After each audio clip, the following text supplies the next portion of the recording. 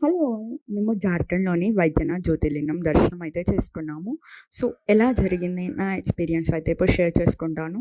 జనరల్‌గా free దర్శనంకైతే 6-8 hours, 300 దర్శనంకి 3-4 hours time అయితే తీసుకుంటుందనేసి మేము పండిట్‌ని మాట్లాడుకున్నాము. వాళ్ళు 5000 దాకా చార్జ్ చేశారు. మేమున్న హోటల్ వాళ్ళని అడిగితే వాళ్ళే మాట్లాడారు. పండిత్ హోటల్ దగ్గరకొచ్చి మమ్మల్ని టెంపుల్‌కి తీసుకెళ్ళి అక్కడ కావాల్సిన పూజా సామాగ్రి అంతా తీసుకొచ్చారు. ఇక్కడే అసలు ట్విస్ట్ ఉండే.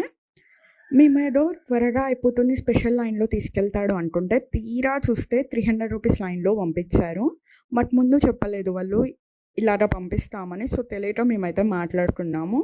ఇలా చేసేదేం లేక లైన్‌లో అయితే వెళ్ళాము. మాకు దర్శనంకి 3 హవర్స్ టైం పడింది.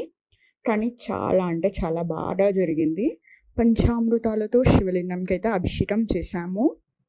లోపల గర్భగుడిలో ఫుల్ రష్ ఉండే. అసలు ఘోరంగా తోస్తున్నారు మనుషుల్ని. అప్పుడు అనిపించింది పండిట్ లేకపోతే ఇంత బాగా అభిషేకం చేసేవాళ్ళం కాదు అని. ఎందుకంటే సిచ్యుయేషన్ అలా ఉండే. మేము అభిషేకం చేస్తుంటే వెనక వాళ్ళు పాలు, నీళ్ళు అన్నీ మా మీద పోస్తున్నారు.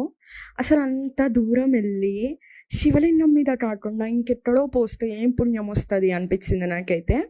అలా ఈవినింగ్ కూడా మళ్ళీ సెకండ్ టైమ్ దర్శనంకెళ్ళాము. అప్పుడు మాత్రం స్పర్శ కానీ, అభిషేకం ఏముండదు.